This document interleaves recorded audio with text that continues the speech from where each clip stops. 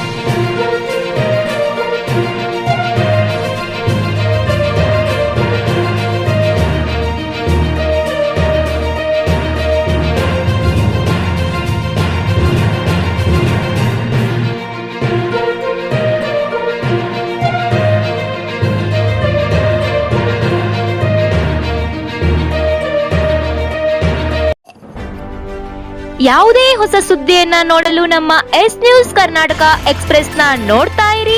ಹಾಗೆ ನಮ್ಮ ಚಾನೆಲ್ ನ ಸಬ್ಸ್ಕ್ರೈಬ್ ಮಾಡಿ, ಬಾಜು ಇರುವ ಬೆಲ್ ಐಕಾನ್ ಅನ್ನ ಕ್ಲಿಕ್ ಮಾಡಿ. ಹಾಗೆ ನಮ್ಮ ಚಾನೆಲ್ ನ ಲೈಕ್ ಮಾಡಿ, ಶೇರ್ ಮಾಡಿ. ನಮ್ಮ ನಡೆ ಸತ್ಯದ ಕಡೆ.